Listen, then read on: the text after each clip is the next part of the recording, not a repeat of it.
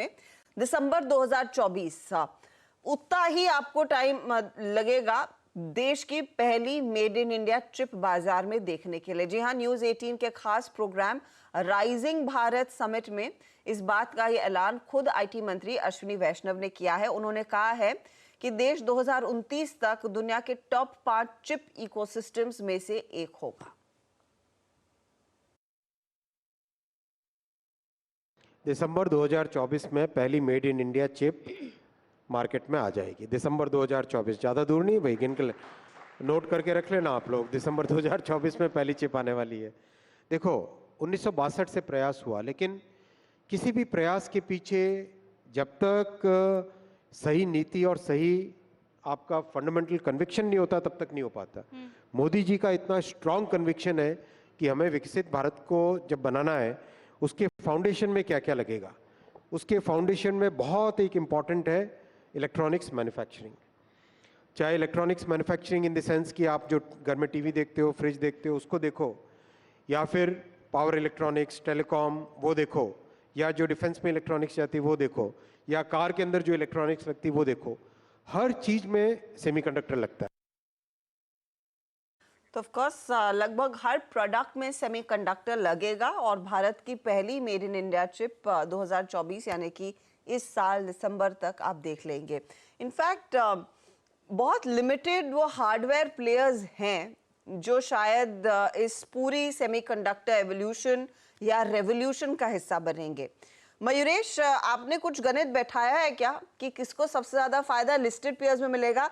I think CG power इकलौती वो listed company है जिन्होंने वो प्लांट साइन किया है। बिल्कुल, और I think CG power will get the maximum benefit, क्योंकि जब प्लांट फंक्शनल होगा और जैसे मिनिस्टर साहब ने कहा अगर दिसंबर में पहली चिप आएगी तो आई थिंक जो इंक्रीमेंटल केपेक्स लगेगा और प्लांट अगर ऑपरेशनल होके यूटिलाइजेशन लेवल स्टार्ट होगा तो fix cost absorption immediately start होगा। वो अनअब्जॉर्प्शन शायद मार्जिन्स को दबाव में ना लाए। तो CG power is with in the listed place जो डेफिनेटली बेनिफिट करेगा। बट ईएमएस प्लेस को भी ध्यान में रखना चाहिए।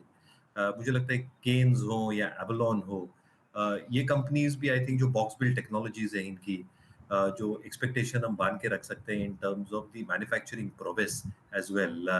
इनफैक्ट अगर आप इनके कॉनकॉल और अगर आप इनके प्रेजेंटेशन में देखें तो 2-3 स्लाइड्स तो एज एन एग्जांपल जो प्रिंटेड सर्किट बोर्ड रहते हैं पीसीबीज, उसका जो एक डिटेल्ड एक प्रेजेंटेशन है वो उन्होंने दिया है। तो ये लगता है it's a matter of time that all these EMS players will also probably start getting into this chip manufacturing part of it, जो शायद ये ईएमएस कंपनीज को भी बेनिफिट करे। आप अनलिस्टेड मार्केट में पैसा लगाते हैं क्या आपकी कंपनी? जी हाँ, हमारा क्वांट फंड है जो इंडियन मार्केट्स में पैसा लगाता है, जो अनलिस्टेड प्लेयर्स को भी पिक करता है शायद। A little bit as well. Okay, आपने ये योटा डेटा सर्विसेज के बारे में सुना है क्या? YOTTA। नहीं सुना नहीं है, बट आपके पास कुछ जानकारी हो तो भेज दीजिए। हाँ नहीं, बहुत ही इंटरेस्टिंग, मैं आपको लिंक भेजती हूँ। और ये कंपनी है जो एनवीडिया के साथ करार कर रही है और भारत की पहली कंपनी है जो लगभग 10 से 16 हज़ार के चिप्स खरीद रही है एनवीडिया से।